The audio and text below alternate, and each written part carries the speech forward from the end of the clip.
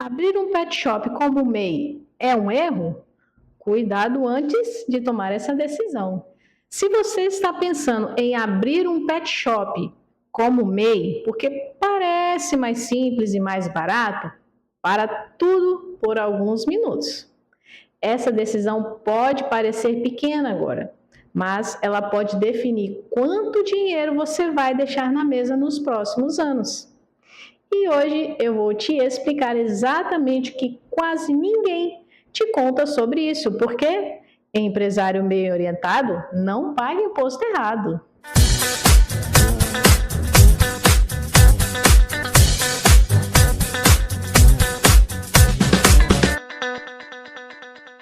Se você ainda não me conhece, o meu nome é Ana Paula Quio Pacheco e eu sou a sua contadora. Sou especialista em contabilidade para clínicas veterinárias e pet shop.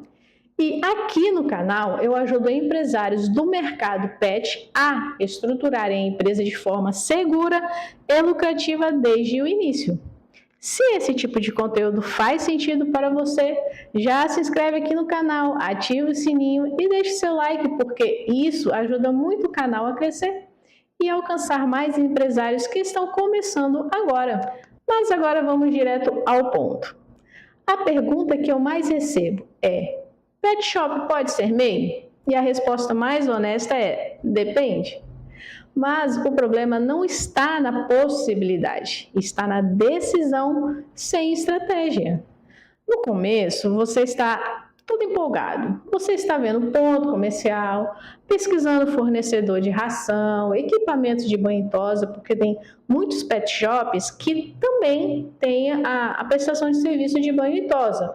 Outros não, outros trabalham apenas com a venda de ração, de brinquedos, né, caminha, e também está aí pensando, lógico, na marca da sua empresa, né, na sua logo. Mas e alguém fala, vai abrir como MEI? Abre porque é mais fácil ali, você só paga aquela taxa fixa mensal, tem menos burocracia, menos papelada, tudo parece muito fácil, né? Tem aquela facilidade também na hora de fazer a abertura do MEI também, é mais simples. Mas deixa eu te fazer uma pergunta simples.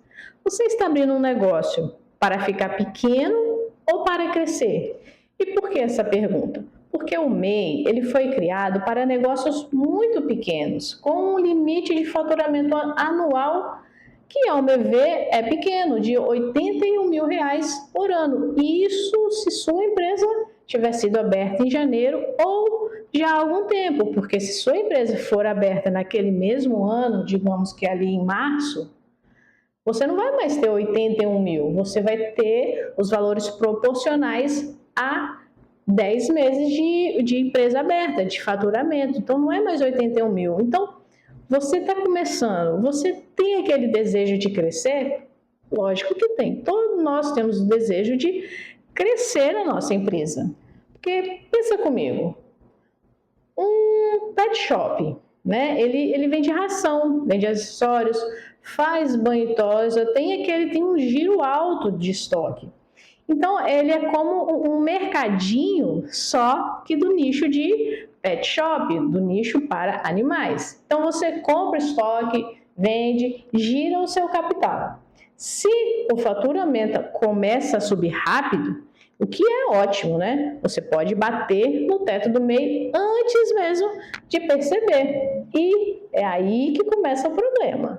Mas agora você já sabe um pouco mais, descobriu que existe limite anual de faturamento, descobriu que só pode ter um funcionário, porque MEI não pode ter mais que um.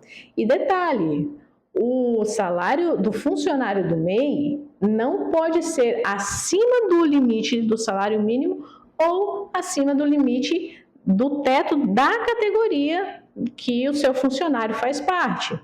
Então, também tem um limite para você contratar o seu funcionário, o limite de salário. E você também descobriu que nem todas as atividades são permitidas no MEI. E aí começa aquela sensação de insegurança. E se ultrapassar o limite? Aqui, então, vai uma analogia simples. É como comprar uma caixa d'água pequena para uma casa que você sabe que vai aumentar. No começo vai até atender, mas depois começa a faltar água. E trocar depois dá mais trabalho do que instalar certo desde o início.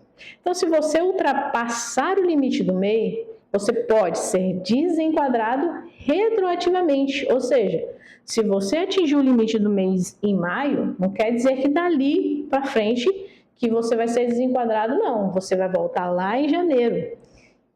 E aí é um grande problema. Por quê? Porque isso significa que você vai ter que pagar a diferença do imposto acumulado desde lá do início do ano. Então, imagina, você tendo que pagar o imposto de todos os meses, aí vai ter o quê? Além do imposto, vai ter multa e juros. Então, é muito pior se você percebe que você está desenquadrando, já entra em contato com a contabilidade para que você possa fazer as coisas do jeito correto e evitar esses problemas. Por quê? Porque muita gente acha que o risco de ser desenquadrado é baixo, mas não é não. Eu já fiz muito desenquadramento de mês que nem sabia o que tinha sido desenquadrado. E quando foi ver, a Receita Federal já mandou uma cartinha falando que havia sido desenquadrado. Outros entraram em contato comigo porque queriam saber como estava a situação do MEI. E quando eu fui ver, nem MEI mais a empresa era. Ou seja, o risco tributário é igual um problema de saúde. Enquanto não aparece, tá tudo certo. Mas depois é um problema enorme. Então, a decisão não é sobre imposto baixo, é sobre estrutura. Aqui está o ponto mais importante desse vídeo. A decisão não deve ser qual imposto é menor. A decisão deve ser qual estrutura sustenta o negócio que eu quero construir. Então, se você pretende contratar mais de um funcionário, expandir espaço, aumentar o mix de serviços, trabalhar com atendimento veterinário vinculado, ou seja, você tem ali o seu pet shop, o seu banho e tosa, mas também quer ter a sua clínica veterinária, porque clínica veterinária não pode ser MEI, e também quer crescer o seu faturamento rápido. Então, o MEI pode virar uma camisa apertada, e trocar depois pode significar refazer enquadramento, reorganizar a tributação, pagar diferença, ajustar o contrato social e problemas tributários, financeiros, pagando impostos retroativos, multas, enfim, é uma dor de cabeça deixar para se regularizar depois. E eu já vi muitos empresários do mercado pet trabalharem muito, venderem bem, terem agenda cheia e no final do mês o dinheiro não sobra. E eles acham que o problema é o preço, mas muitas vezes é a estrutura tributária inadequada. É como tentar correr uma maratona com um tênis que não foi feito para corrida. E eu te garanto que não dá certo, porque eu corro e quando corre com tênis errado, dá bolha, a unha cai, é um problema. Então, você pode até começar, mas se começar errado, você vai pagar o preço lá na frente.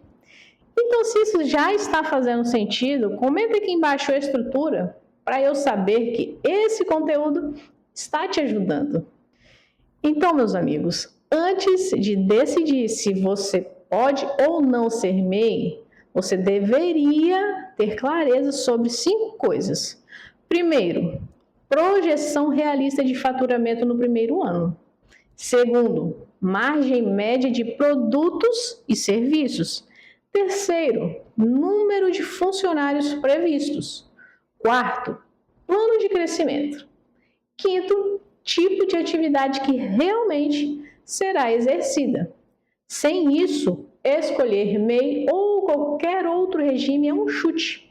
E a empresa não combina com o chute. Você não leva um animal para cirurgia sem exame prévio. Então, por que abrir empresa sem diagnóstico tributário? E é exatamente por isso que eu sempre recomendo fazer uma análise antes de abrir o CNPJ, porque a diferença entre pagar imposto e pagar imposto certo é o que define o seu lucro real. Então, se você está abrindo o seu pet shop agora ou está pensando em migrar de MEI para uma estrutura mais adequada, o primeiro passo não é preencher nenhum formulário, é fazer diagnóstico. Então, aqui na descrição desse vídeo, eu deixei o link para você falar com a nossa equipe e entrar e entender qual enquadramento realmente protege o seu negócio. E se esse vídeo te ajudou a enxergar algo que você ainda não tinha considerado, envie ele para outro dono de pet shop que está começando agora, porque às vezes o erro não é falta de esforço, é falta de orientação estratégica. Se inscreve aqui no canal, deixe seu like e me diz aqui nos comentários, você já abriu ou ainda está decidindo? A gente se vê no próximo vídeo e fique à vontade em entrar em contato conosco e o melhor, não importa o local do país que você esteja, nós iremos lhe atender.